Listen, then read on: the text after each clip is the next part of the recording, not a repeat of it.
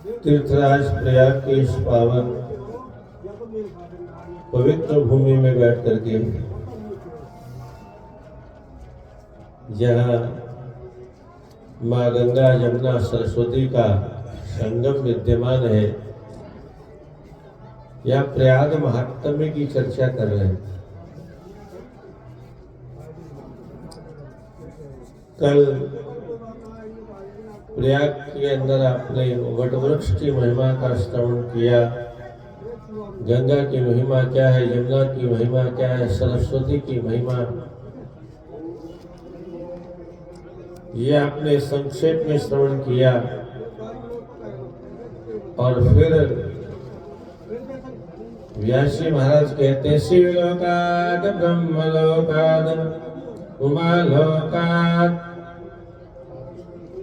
वराट पुनः कुमारलोकाद वैकुंठाद सत्यलोकाद समन्ततः। इस प्रयाग में स्नान करने के लिए कौन कौन आता है? सभी लोगों से, देवता यक्ष किन्नर गंधर्व सिद्ध चारण दानव मानव ऋषि महर्षि अमलात्मा बिमलात्मा, तपस्वी त्यागी जप करने वाले जापक, तप करने वाले तपस्वी, योग करने वाले योगी, सभी यहाँ पर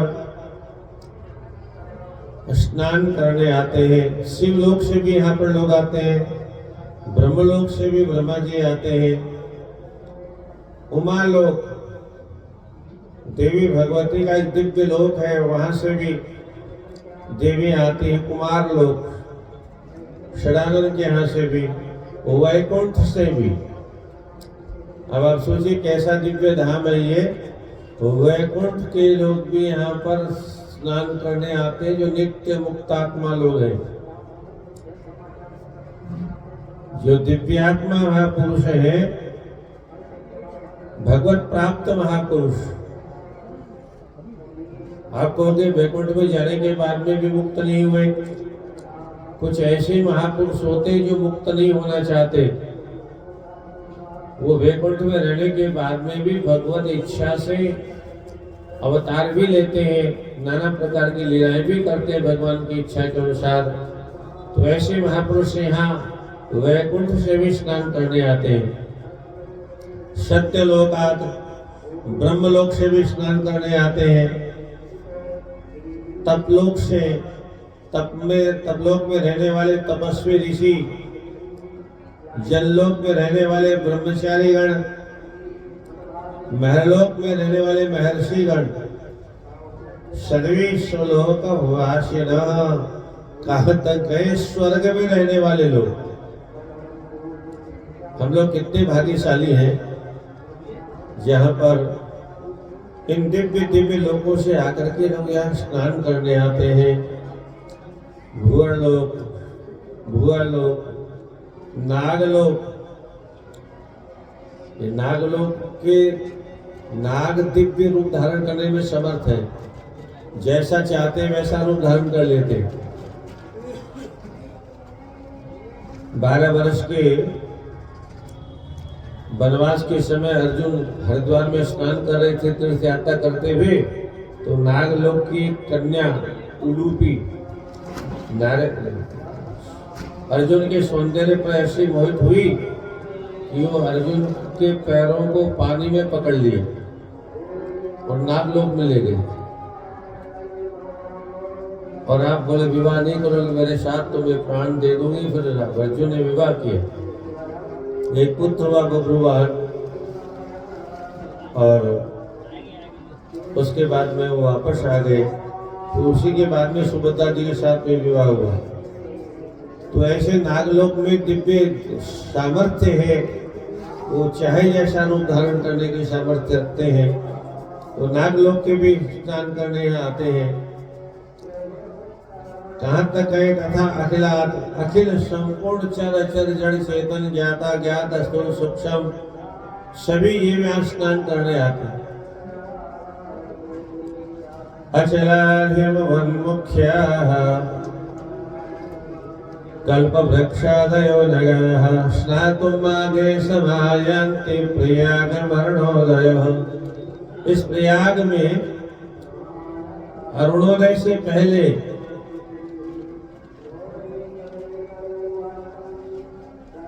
हिमालय पर्वत, सुमेरु पर्वत, विंध्याचल पर्वत, जितने भी पर्वत खंड है वो भी स्नान करने आते हैं दिव्य रूप धारण करके मानव रूप में। कल्प वृक्ष भी यहाँ स्नान करने आता है। जिस कल्प वृक्ष के नीचे बैठ करके जो संकल्प करो वही पूरा हो जाता है, ऐसी शक्ति और ऐसा सामर्थ्य रखने वाले कल्प वृक्ष भी यहाँ पर आकर के स्नान करके अपने आप को भाग्यशाली मानते हैं। माघे स्नायांति, प्रयाग अरुणोदय माघ मास में स्नान करने के लिए आते हैं। दिंगना दिंगना स्पर्धयन्ति यत् प्रयागादिलानपि तेपि न पावयस्यन्ति कुकर्म पंगवो वयम्। देवलोक में रहने वाली अप्सराएं यहाँ आके स्नान करती, और जब कभी नहीं आ पाती है तो कहती है, हे त्रिवेणी की स्पर्श करने वाली हवा, आप आओ, आपका स्पर्श करके ही हम पवित्र हो जाएंगे। यहाँ आकर के हमारे जैसे अभागे अगर स्नान नहीं भी कर पाते हैं तो माँ गंगा की स्पर्श करके जो वायु का स्पर्श होता है, उस वायु के स्पर्श से ही हमारा कल्याण संभव है। और जिस गोद में बैठे ये तो साक्षात गंगा ही है। यहाँ तो गंगा जी बरसात की 4 महीने बहती है, इस गंगा में ही बैठे हैं। गंगायाम घोषा, हमारे यहाँ एक पंक्ति आती है व्याकरण में, गंगा में महल है। तो गंगा में महल कैसे हो सकता है? बोले इसका तात्पर्य है गंगा के किनारे महल है। एक श्लोक जो महाभारत के लिए भी आता है, यहाँ भी वैसा ही श्लोक विद्यमान है, उसकी बड़ी अद्भुत चर्चा है। इसके आगे कहते हैं, अश्वमेधादियागाश्य प्रयागस्य रजः पुनः तुलितं ब्रह्मणा पूर्वं नरति तदरसाशमा। एक बार ब्रह्मा जी ने अश्वमेध यज्ञ, प्राजापत्य यज्ञ, बृहस्पति शव यज्ञ, पुत्रेष्ठ यज्ञ, वाजपेयी यज्ञ, राजस्वी यज्ञ, इन सारे यज्ञों को एक तराजू में रखा और दूसरे पलड़े में प्रयाग में स्नान करने के पुण्य को रखा। क्या बात!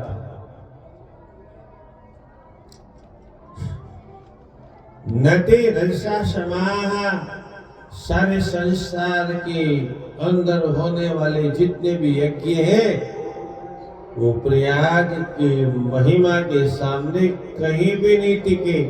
तुल्यांश, उसके बराबर नहीं हो पाए। अधिक तो होना बहुत दूर की बात है। इतना अद्भुत महत्व है। आवाज का मानव क्योंकि उसे पुरुषत्व नहीं है, भागम भाग भागम भाग। जब शास्त्रों के बारे में जानेगा ही नहीं तो उसका महत्व क्या जाने।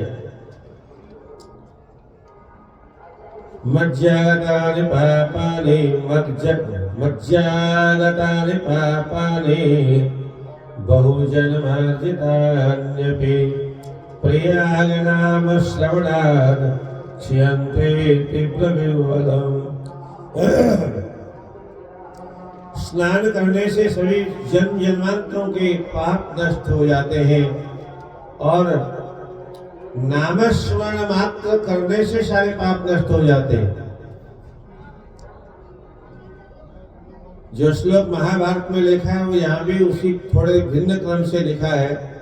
महाभारत के बारे में व्यासी कहते हैं, ये संसार के लोगों, ये जो ग्रंथ में लिखा हो, संसार में 4 पुरुषार्थ होते हैं और चारों पुरुषार्थों में से कोई ऐसा पुरुषार्थ नहीं है जो बिना महाभारत पढ़े प्राप्त हो सकता है। धर्म के विषय में जानना हो तो महाभारत पढ़ो, अर्थ के विषय में जानना हो तो महाभारत पढ़ो, काम के विषय में जानना हो तो महाभारत पढ़ो, और मोक्ष के विषय में जानना हो तो महाभारत पढ़ो। धर्मे चार्थे च कामे च मोक्षे च भरतर्षभ यदिहास्ति तदन्यत्र यन्नेहास्ति न तत्क्वचित्। धर्म के विषय में जो महाभारत में लिखा है वही अन्यत्र भी लिखा मिलेगा। अर्थ के विषय में अर्थ की प्राप्ति कैसे हो सकती है, धर्म क्या है और अर्थ की प्राप्ति के साधन क्या है, ये महाभारत में जो लिखा मिलेगा अन्यत्र भी मिलेगा। कामनाओं की पूर्ति करने के साधन क्या है, यह भी महाभारत में जो लिखा मिलेगा वह अन्यत्र लिखा मिलेगा। और अंत में मोक्ष के विषय में भी अगर जानना चाहते हो तो महाभारत में मोक्ष की जितने साधन हैं वही साधन अन्य ग्रंथों में लिखे मिलेंगे। और जो धर्म अर्थ काम और मोक्ष के विषय में महाभारत में नहीं मिलेगा वो अन्यत्र कहीं मिलने वाला नहीं है। ठीक ऐसा ही श्लोक यहाँ पर भी आया है। धर्म तीर्थमिदं सम्यग् अर्थ तीर्थमिदं परम कामिकं तीर्थमेतच्च मोक्ष तीर्थमिदं ध्रुवम्। ये प्रयाग तीर्थ कैसा है, बोलिए धर्म के विषय को प्रतिपादित करने वाला तीर्थ है। धर्म के विषय में जानना चाहते हो, प्रयाग की कृपा हो जाए, तीर्थराज की कृपा हो जाए तो बिना सभी शास्त्रों का अध्ययन के ही संपूर्ण धर्मों का ज्ञान हो सकता है। बिना किसी प्रयास के ही सभी प्रकार के धन की प्राप्ति हो सकती है। बिना किसी प्रयास के ही तीर्थराज प्रयाग की कृपा से सभी प्रकार की कामनाओं की पूर्ति हो सकती है। और बिना किसी सत्कर्म के मोक्ष की प्राप्ति भी हो सकती है। धर्म अर्थ काम और मोक्ष चारों पुरुषार्थों की प्राप्ति एकमात्र तीर्थराज प्रयाग माघ महीने में स्नान करने से प्राप्त होती है। ब्रह्मत्यादि पापानि तावत् गर्जन्ति देशो यावन्न मज्जते दामाघ प्रयागे पापहारिणी। ब्रह्महत्या जैसा पाप भी किसी ने किया हो तो वह पाप भी तभी तक शरीर में रहता है जब तक मनुष्य प्रयाग में संगम में स्नान नहीं करता है। ये यहाँ केवल गंगा जमुना सरस्वती का ही संगम नहीं है, यह सभी देवताओं का संगम है, ऋषियों का संगम है, मुनियों का संगम है। तो आज भी वैसा ही है। संपूर्ण वर्णों का संगम यहाँ है, संपूर्ण आश्रमों का संग है। ब्रह्मचर्य आश्रम, गृहस्थ आश्रम, वानप्रस्थ, सन्यासी, सभी वर्णों का गृहस्थ आश्रम, वानर, सन्यासी और ब्राह्मण, क्षत्रिय, वैश्य, शूद्र सभी वर्णों का समागम यहाँ विद्यमान है।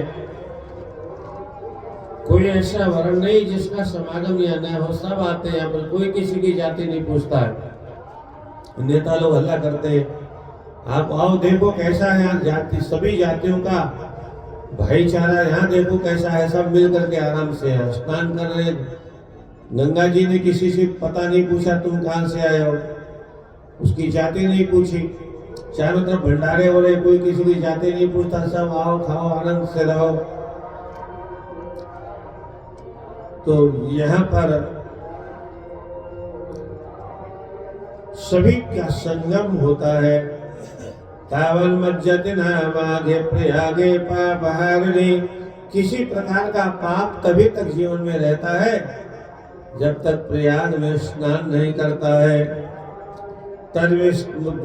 तद्विष्णु परमं पदं सदा पश्यन्ति सूरजः एतद्यत् पठ्यते वेदे तत्प्रयागं पुनः पुनः। वीर भगवान जिस भगवान विष्णु के परम पद की महिमा का गान करता है, तद्विष्णु परमं पदं, वह भगवान विष्णु का जो परम पद है, बोले उसका दर्शन कौन करता है? बोले सदा पश्यन्ति सूरयः, ज्ञानी लोग भगवान के धाम का निरंतर दर्शन करते हैं। हमारे जैसे मूर्खों को दर्शन नहीं होता है। ठीक यही प्रयाग के बारे में वेद भगवान कहते हैं, प्रयाग साक्षात भगवान विष्णु का परम पद विद्यमान है। सरस्वती का दर्शन जब हम करते तो व्यास जी कहते हैं सरस्वती रजो रूपा तम रूपा कलिंदया शत्रुरूपा गंगा नयन्ते ब्रह्म निर्गुण। ये सृष्टि 3 गुणों से बनी है, सतोगुण, रजोगुण, तमोगुण। और यहाँ पर तीनों नदियां तीनों गुणों के प्रतीक हैं। सरस्वती रजोगुण के प्रतीक है, यमुना जी तमोगुण के प्रतीक है और गंगा जी सतोगुण की प्रतीक है। और तीनों गुण मिल करके निर्गुण बन जाते हैं और तब परमात्मा तक पहुंचा देते हैं। तीनों को तीनों गुणों का कहने का तात्पर्य क्या है? बोले सरस्वती में स्नान करने से रजोगुण नष्ट हो जाता है। परमात्मा की प्राप्ति कब होती है? न सतोगुण से होते, न रजोगुण से होते, न तमोगुण से होती है। तीनों गुणों से मनुष्य जब ऊपर उठ जाता है तब भगवान की प्राप्ति होती। रजोगुणी को परमात्मा की प्राप्ति संभव नहीं है, तमोगुणी को तो कथम अपि संभव नहीं है। आप कहोगे सतोगुणी को तो परमात्मा मिल जाते होंगे, सतोगुण से भी परमात्मा प्रसन्न नहीं होते। क्यों?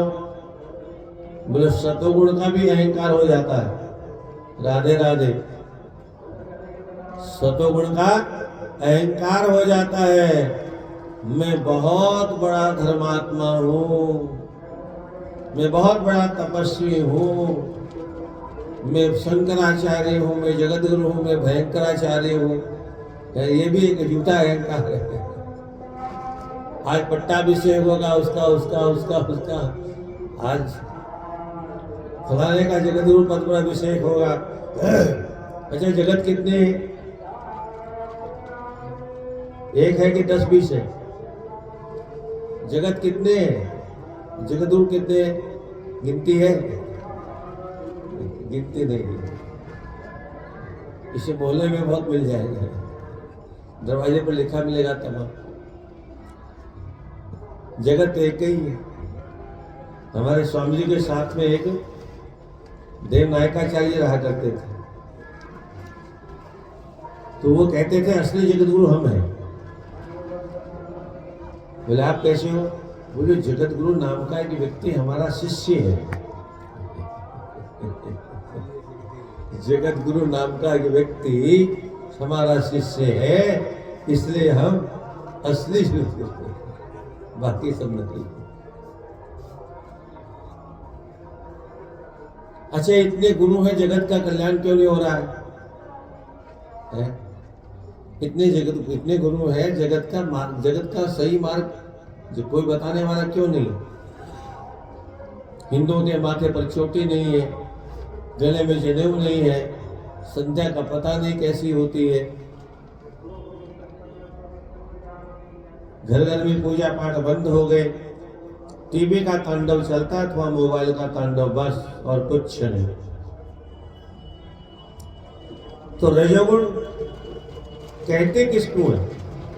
रजोगुण का लक्षण क्या है? हमारे शरीर में रजोगुण है कि सतोगुण है कि तमोगुण है, कैसे पता चलेगा? रजोगुण व्यक्ति का स्वभाव होता है, वो व्यक्ति को शांति से बैठने नहीं देता। कुछ न कुछ करो, कुछ न कुछ करो, करते रहो, उठा पटक, ये बनाना वो बनाना, एक मंत्र दूसरा मंत्र तीसरा मंत्र, एक मठ दूसरा मठ तीसरा मठ, एक घर दूसरा घर तीसरा घर, बनाते रहो, जिंदगी में कुछ न कुछ करते रहो, शांति से मत बैठो। रजोगुणी व्यक्ति कभी शांति से बैठ ही नहीं सकता। तमोगुणी की पहचान क्या है? मारकाट करेगा, तामसी स्वभाव होगा, धै धा धू धाम, धक तेरेगे मर तेरेगे मार तेरेगे। तामसी व्यक्ति हमेशा एक दूसरे को परेशान दुखी करेगा, हिंसा करेगा, अनाचार, अत्याचार, पापाचार, कदाचार, भ्रष्टाचार, व्यभिचार, घोटाला करेगा, कभी शांति से नहीं बैठ सकता। सात्विक व्यक्ति शांति से बैठता है। सात्विक व्यक्ति के जीवन में शांति होती है। अरे ये काम कर लो, हो जाएगा। अरे बैठे बैठे कब तक। कबीरदास जी की बिटिया विवाहने लायक होगी और घर वाली कहती है जी कुछ तैयारी करो, एक पैसा घर में नहीं है। तो ठाकुर जी क्या करेंगे, सब हम ही कर लेंगे, तो ठाकुर जी क्या करेंगे। बोले ऐसा नहीं चलेगा। अंत तो गत्वा एक थान बनाया और बाजार में बेचने पहुंचे तो बाजार में कोई हमारे जैसा महात्मा गया, अरे कबीर भाई देखो श्रद्धा बहुत फट गया है, कितना गज चाहिए महाराज, 6 गज, ये लो। ऐसे करते करते वो सब फट गया, एक पैसा मिला नहीं। घरवाली झगड़ा करेगी तो कहाँ जाए, यही चलता रहता। बिटिया के विवाह की तैयार निश्चित कर दिया, होगा ठाकुर जी करेंगे, बारात आ गई, ठाकुर जी करेंगे। कबीरदास जी तो बाहर गए तो लौट के नहीं आए, ठाकुर जी ने सारी व्यवस्था बनाई। ठाकुर जी भंडारी लेके आए, भंडारा थमाल लेके आए, भंडारा बन रहा है। बाबा जी बैठे थे गंगा के किनारे, किसी ने कहा यहाँ क्यों बैठे हो, चकाचक भंडारा हो रहा है, कबीरदास के जाके भोजन करो ना। बोले भंडारा हो रहा है कबीरदास के घर, ये कौन कर रहा है। कबीरदास जी दूर से देखा, बोले वो ठाकुर जी खिला रहे, तो चुपचाप कबीरदास भी आके बैठ गए, मौके का फायदा उठा। जब भगवान परोसने आए तो इशारे में बात की, कहो हो, बोले जय हो प्रभु, आपकी लीला अपरंपार है। ठाकुर पर भरोसा हो, विश्वास हो, न हो तो भी वही सब करता है, तब तो कोई बात ही नहीं। अगर हमारा भरोसा उस पर नहीं तब भी वही करता। अर्जुन से भगवान ने कहा मारो इनको, बोले मैं नहीं मारूंगा। तो भगवान ने कहा देखो द्रोणम च भीष्मं च जयद्रथं च कर्णं तथान्यान्य वियोध वीरान् मया हतास्त्वं जहिमा प्रतिष्ठा। देखो अर्जुन, ये द्रोण मरे पड़े, ये कर्ण मरा, ये भीष्म पितामह है, ये कृपाचार्य, देखो ये सब मरे पड़े। अर्जुन ने कहा जय हो प्रभु, आपने बहुत अच्छा किया, अब तो मैं जाऊं। बोले कहाँ जाओगे। बोले आपने जो काम करना था तो आपने कर दिया, अब मेरा कहा क्या क्या काम है, अब मुझे आज्ञा दो, मैं जा रहा हूं। अरे बोले तुम उनको मारोगे नहीं। बोले आपने मार दिया ना। बोले मैंने तुमको दिखाया है, तुम मारोगे तब भी मैं ही मारूंगा, और तुम नहीं मारोगे तब भी मैं किसी से मरवाऊंगा या खुद मारूंगा।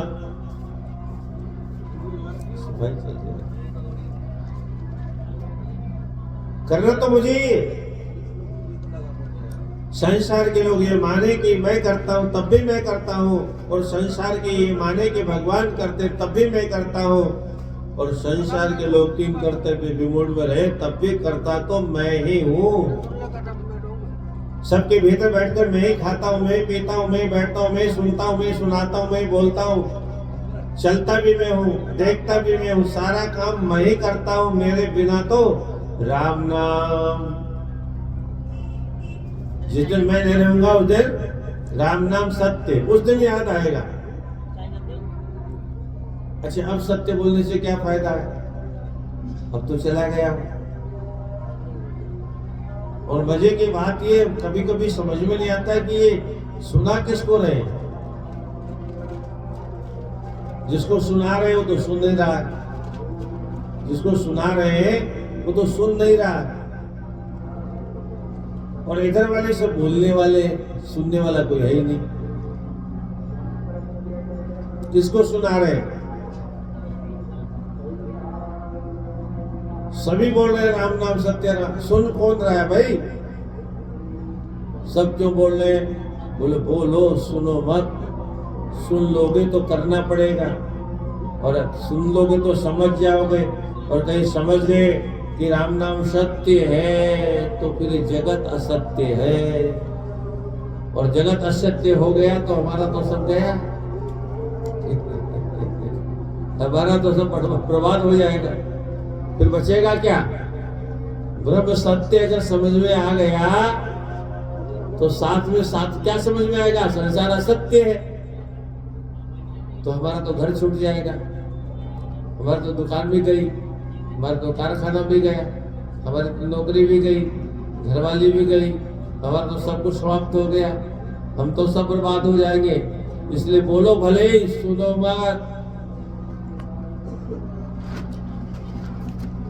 यही अगर राम नाम सत्य है पहले याद आ जाता है? जब वो जिंदा था तब उसको सुनाते, शायद सुनता समझता। अब तुम समझ लो तो सुनना नहीं, केवल बोलने के लिए राम नाम सत्य है, और है तो वस्तुतः यही सत्य। पर किसी के विवाह में कोई हमारा जैसा पागल पहुंच जाए और वहां जाकर के राम नाम सत्य शुरू कर दे, कैसा स्वागत होगा? कैसा स्वागत होगा? विवाह शादी में राम नाम सत्य है, राम नाम सत्य है, राम नाम सत्य है, चिल्लाना शुरू कर देंगे तो लट पड़ेगी कि नहीं पड़ेगी? कोई माला पहनाएगा? अरे बोले महाराज बहुत अच्छे आ गए, यही बैठ के कीर्तन करो, ये माइक और ले लो। है माइक देगा कि कोई सर फोड़ देगा, कपाल क्रिया कर देगा जीते जी। राम नाम सत्य है, सुनने में बहुत अच्छा लगता है, पर खोपड़ी में बात बैठती नहीं, क्योंकि हमको राम नाम सत्य नहीं लगता है, हमको तो ये संसार सत्य लगता है। जबकि सत्य है कि प्रतिक्षण बदल रहा है। संसार कैसा है? प्रतिक्षण बदल रहा है, हर क्षण मिट रहा है। और मजे की बात यह भी है कि हमको पता ही नहीं चल रहा कि हम मिट रहे हैं। हमें पता ही नहीं चलता है कि हम मर भी गए, हमें पता ही नहीं चलता है कि काल आया हमको हमारे इतने वर्ष खा भी गया। भागवत में स्पष्ट लिखा, आयुर्सत नश्यति पुंसाम उत्तन्नस्तम च यन्नसो तस्यते अक्षरो दीप्तम उत्तम श्लोक वार्तया। सूर्य भगवान प्रातः काल से सूर्योदय तक क्या करते हैं हमें मालूम ही नहीं, हमने आज तक कभी चिंतन किया ही नहीं। भागवत में लिखा है फिर भी हमने ध्यान से पढ़ा ही नहीं इसको। सूर्य भगवान कुछ नहीं करते, सूर्योदय से लेके सूर्यास्त तक जब पहुंचते हैं तो मनुष्य की एक दिन की आयु खा जाते हैं। क्या करते हैं? एक दिन खत्म, एक दिन की आयु कम हो गई। इधर से सूर्य इधर पहुंचे, एक दिन की आयु खत्म। ऐसे करते करते सूर्य भगवान प्रतिदिन हमारी एक एक दिन की आयु को खा रहे हैं, और हम मस्ती से कह रहे हैं हम बड़े हो रहे हैं। हर साल बर्थडे मनाते हैं। कहीं कोई अग्नि देवता पहुंचे क्या? कहीं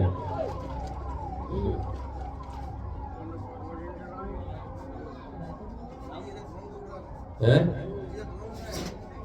अग्निदेव पहुंच रहे हैं।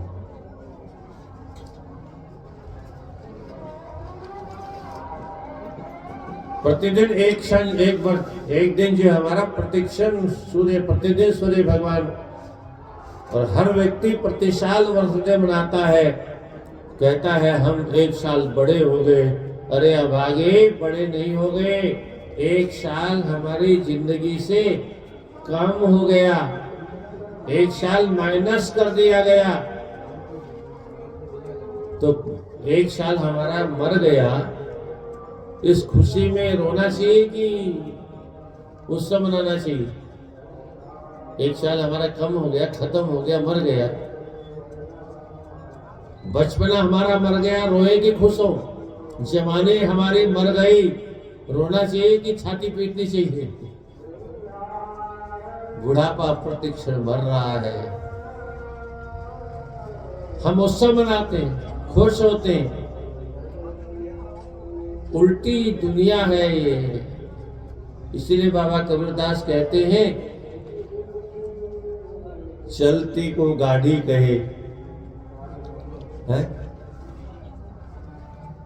बदी को कहे खोया, रंगी को नारंगी कहे देख कबीरा रोया। चलती को गाड़ी, गाड़ी मानी धरती में गड़ी हुई और गाड़ी चल रही है, और दुनिया क्या कहती है?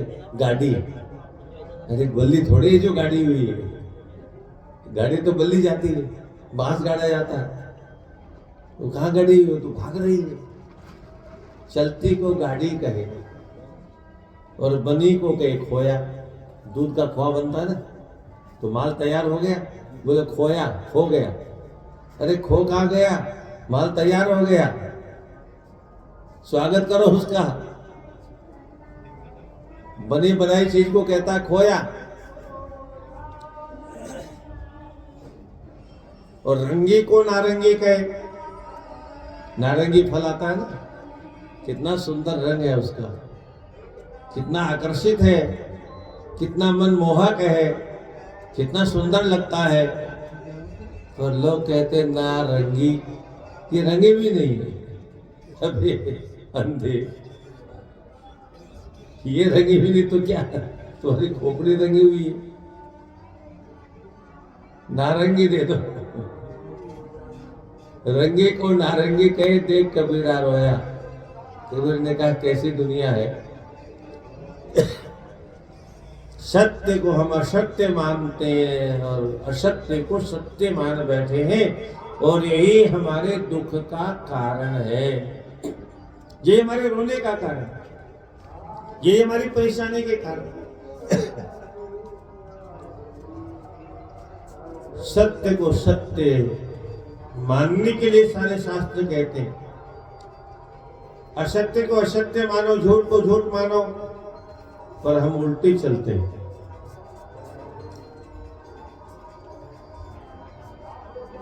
तमोगुणी व्यक्ति विनाश करने की प्रक्रिया अहरनिश अपनाता है। सतोगुणी व्यक्ति हमेशा शांत रहता है, कितना भी प्रयास कर लो कभी अशांत होता ही नहीं, हर अवस्था में हर परिस्थिति में शांत रहता है। पर यहाँ पर भी अहंकार आ जाता है। इन सबसे ये ऊपर उठता है, तभी व्यक्ति तीनों गुणों से ऊपर उठने के बाद में ही परमात्मा तक पहुंचने की क्षमता प्राप्त करता है। सात्विक व्यक्ति का एक उदाहरण है, हमारे यहाँ एक कथा ने कहते हैं महात्मा लोग, एक राजा जब शिकार खेलने जाता था तो उसका मंत्री भी साथ जाता था। मंत्री की एक आदत थी, भगवान जो करता है अच्छा करता है, भगवान जो करता है अच्छा ही करता है। कोई भी घटना घट जाए, मंत्री को यही तुरंत कहना होता था, भगवान जो करता है अच्छा ही करता है। हम तो कुछ करते ही नहीं, करने वाला वो है, हम परेशान क्यों हो? वो जैसा करेगा अच्छा ही करेगा, वो हमारा हम बच्चे हैं, उसकी बुरा क्यों करेगा? ये तो हमारी समझ की कमी है कि हम भगवान के किए हुए को बुरा मानते हैं। उसने क्यों ऐसा किया ये तो हम जानते नहीं, उसने ऐसा क्यों किया ये तो हम जानते नहीं। अगर ये जानते तो हम अंगुली उठाते नहीं परमात्मा की क्रिया पर, क्योंकि परमात्मा हमारा भला किसमें है ये हमसे ज्यादा जानते हैं। छोटा सा बालक है, बुखार में पड़ा है और लड्डू मांग रहा है और मम्मी नहीं देती, तो बच्चा क्या कहता है, मम्मी हमारी दुश्मन है, लड्डू नहीं दे रही। तो मम्मी दुश्मन नहीं है, मम्मी को मालूम है इस अवस्था में उसे ये लड्डू नहीं पचेगा, नुकसान कर देगा, बुखार को समाप्त तो नहीं और बढ़ा देगा। ऐसे परमात्मा प्रत्येक व्यक्ति की शक्ति को जानते हैं, ये क्या पचा पाएगा क्या नहीं पचा पाएगा, और इसलिए उतना ही देते हैं। कौन नहीं चाहता लखपति बनना, कौन नहीं चाहता करोड़पति बनना, कौन नहीं चाहता अरबपति बनना, पर भगवान सबको उतना नहीं देते हैं जितना सब चाहते हैं। क्यों? भगवान जानते हैं, हमारी औकात जानते हैं, हमारी सीमा जानते हैं, हमारी शक्ति जानते हैं और हमारे प्रारब्ध को जानते हैं। सब कुछ जानने के बाद में जितने के हकदार हम होते उतना ही हमें मिलता, उससे ज्यादा नहीं। परमात्मा जो कुछ करते हमेशा हमारे भले के लिए करते हैं। भगवान हमारे सारे पापों को जानते ही नहीं जानते, जानते हैं। तो इतने पाप करने के बाद में तो भगवान को हमें 2 समय रोटी भी नहीं देनी चाहिए, फिर भी भगवान ने चकाचक दे रखा, बड़े बड़े महल बना रखे, बड़े बड़े जगत गुरु, बड़े बड़े विश्व गुरु, बड़े बड़े ब्रह्मांड गुरु बना रखे हैं। अगर हमारे सबके कर्मों को देखने लगे तो बड़ी समस्या हो जाए। परमात्मा जैसा दयालु संसार में कोई है ही नहीं, पर हमें वो दया दिखाई देती ही नहीं है। प्रत्येक क्रिया में परमात्मा की दया का दर्शन करने का स्वभाव हमारा बन जाए तो आनंद ही आनंद है। संसार में आनंद था, आनंद है, आनंद में रहेंगे। आनंद था, आनंद है, आनंद में रहेंगे। कल क्या हुआ, कल क्या होगा, इसकी चिंता न करेंगे। कल क्या हुआ, कल क्या होगा। आनंद, क्योंकि परमात्मा ही आनंद कंद है, तो हम परमात्मा के अंश हैं, तो हम आनंद कंद क्यों नहीं होंगे। ईश्वर अंश जीव अविनाशी, ये डिग्रियां कहाँ गई हमारी।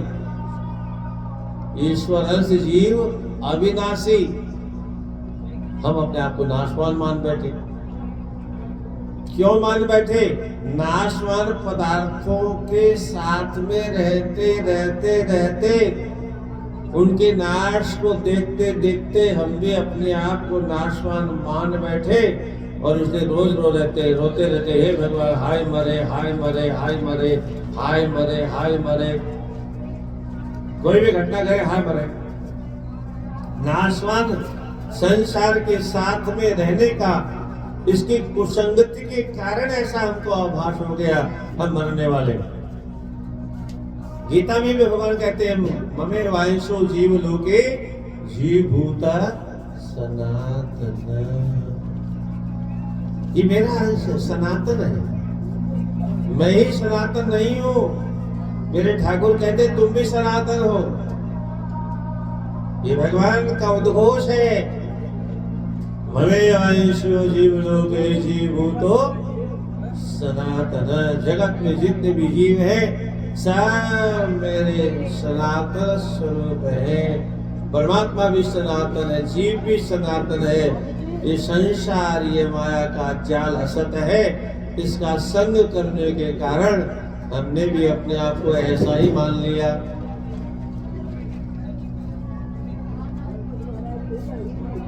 आप कहोगे फिर हम बुढ़े क्यों हो रहे हैं? अरे हम थोड़े बुढ़े हो रहे हैं, हम अपने आप को जानते ही नहीं। समस्या ये है,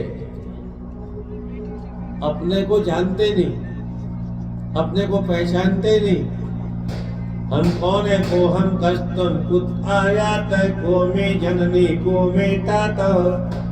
मैं कौन हूँ? मैं कहाँ से आया हूँ? कौन मेरा माता पिता है? मंदिर में जाते हैं तो कहते तुम्हें माता च पिता तुमेव, तुम्हें बंधु च जगह तुमेव। और मंदिर से बाहर आते तो तुम माता हो, तुम माता हो, तुम पिता, तुम भाई हो, तुम बंधु। भगवान कहते हैं झूठा कहीं का है, धूर्त कहीं का, मुझे बेवकूफ बनाता। मेरे पास आता तो कहता तुमेव माता च पिता तुमेव। अंतिम में कहता तुमेव सर्वम। धीरे से भगवान ने कभी कान में पूछा क्या हुआ, सब मर गए क्या? तुमेव सर्वम, सब तुम ही हो, उनको यही निवेदन। सत्यनारायण के मंदिर में ये जीव हमेशा झूठ बोलता है। परमात्मा बहुत दयालु, हमारे सारे पापों को जानने के बाद में भी इतना कुछ दे रखा है, पर हम संतोष धारण नहीं करते, इसलिए हमें उसका कम लगता है। तो परमात्मा जो करते हैं अच्छा ही करते हैं, ऐसा उस मंत्री का मानना था। कोई भी घटना घटती थी कहता था भगवान जो करते अच्छा ही करते। एक दिन वो राजा के साथ शिकार खेलने गए, शेर के साथ राजा का बाहुयुद्ध हुआ। तलवार निकालते समय जल्दी में हड़बड़ी में उस गाय का अंगूठा कट गया, मंत्री के मुख से निकल गया भगवान जो करते हैं अच्छा ही करते हैं। अब दर्द हो रहा था भयंकर, और ऊपर से उस नालायक ने कहा भगवान जो करते अच्छा ही करते। गुस्से के मारे राजा का खून छोड़ गए। बोला जिसको बताऊंगा भगवान कैसे करते हैं अच्छा। दरबार में जो आए तो सेनापति को बुलाया, बोले से मंत्री को पकड़ो और जेल में डालो। जेल जाते समय मंत्री ने फिर कहा भगवान जो करते हैं अच्छा ही करते हैं। राजा ने कहा पागल हो गया, मेरा अंगूठा कटा तो भी भगवान अच्छा करते हैं, कोई जेल जा रहा है भगवान अच्छा करते हैं। 6 महीने बाद अंगूठा ठीक हो गया, शिकार खेलने फिर गया। अब की बार चोरों के सरदारों ने पकड़ लिया राजा, बलि चढ़ाने के लिए।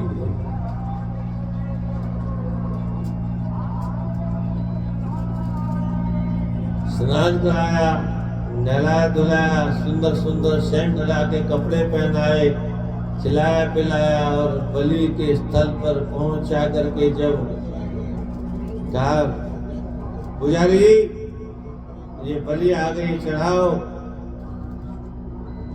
बोले पहले देखो इसका कोई अंग भंग तो नहीं है, विकलांग होगा तो ये बलि लायक नहीं होगा।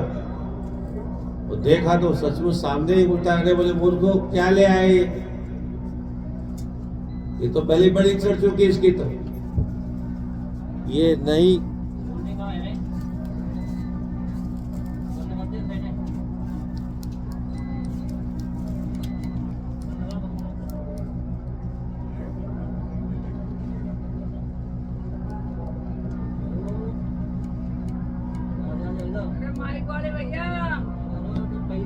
सामने बैठो ना, सामने बैठो, सामने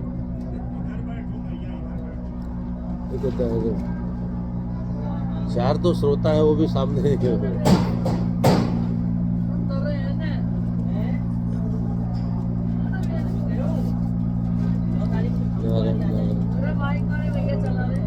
चला रहा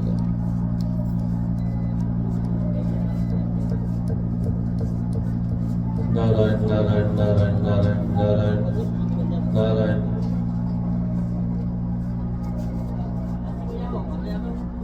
बैठ जा, साइड में हो जा, बैठ जा, और यहीं बैठ जा। बोले वृंदावन बिहारी लाल की। राजा को जब छोड़ दिया तब राजा को वो मंत्री वाली बात काटने लगी। अरे बोले सचमुच भगवान जो करता है अच्छा ही करता है। वो मंत्री ठीक कहता था। आज अगर मेरा अंगूठा कटा न होता तो आज तो मेरा गला कट गया होता। भगवान जो करता है अच्छा ही करता है, पर मेरे साथ तो भगवान ने अच्छा किया, पर उसके साथ क्या किया? वो तो जेल में पड़ा है। अब कब चलूं, कब उससे पूछूं तुम्हारे साथ कैसा अच्छा हुआ? और जब आया तो सेनापति से कहा उस मंत्री को निकाल के लाओ जेल से। और सामने आया तो बोले, मंत्री तुम कहते थे भगवान करता सो अच्छा करता, मेरे साथ तो अच्छा किया, तुम तो 6 महीने से जेल में सड़ रहे हो, तुम्हारे साथ अच्छा क्या हुआ? बोले हजूर मेरे साथ भी बहुत अच्छा हुआ। बोले क्या हुआ ये तो बताओ। बोले आज अगर मैं जेल में नहीं होता तो मैं आपके साथ होता, और आपके साथ होता तो आप तो बच जाते साहब, पर मेरा क्या होता? आप तो बच जाते क्योंकि आपका तो अंग भंग था, पर मेरा तो कोई अंग भंग नहीं है, तो मेरा तो तन सर से जुदा हो जाता। इसलिए भगवान आपके साथ में अंगूठा काट के अच्छा करता है, तो मेरे को जेल में रख करके आपसे अलग कर देता है, ताकि इसका नंबर न आ जाए। दोनों को बचा लिया भगवान ने, दोनों के साथ अच्छा किया। भगवान तो अच्छा ही करते हैं, माता पिता तो अच्छा ही करते हैं, पर हमको माता पिता का स्वभाव अपने विरुद्ध, तुमने क्या किया हमारे लिए, इस लायक बना दिया तुमको, तब बोल रहे हो, नहीं तो बोलते कैसे? हाँ, इतना अंतर अवश्य है। हम पड़ोसी को जब देखते हैं और अपने को देखते हैं तो कुछ अंतर मालूम पड़ता है, पर इसके कारण माता पिता नहीं। पड़ोसी को जो मिल रहा है उसका प्रारब्ध उसके साथ में जुड़ा हुआ है, हमें जो मिल रहा है हमारे प्रारब्ध के अनुसार मिल रहा है। प्रत्येक व्यक्ति को अपने प्रारब्ध के अनुसार ही माता पिता भाई बंधु परिवार, उत्तम परिवार, निम्न परिवार, धनी परिवार, निर्धन परिवार, गुणवान अथवा गुणहीन परिवार, बुद्धिमान अथवा बुद्धिहीन परिवार, बलवान अथवा बलहीन परिवार मिलता है।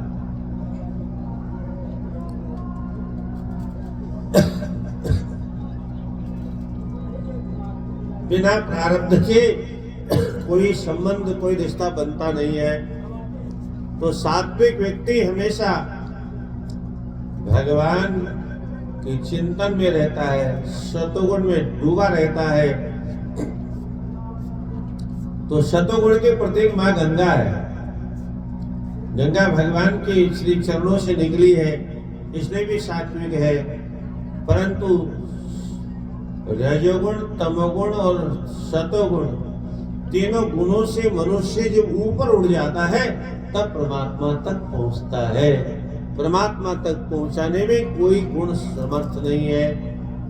तो ये प्रयागराज सरस्वती मां रजो रूपा है, कालिंदी तमोगुण स्वरूपा है, और जो मां गंगा सात्विक स्वरूप वाली है।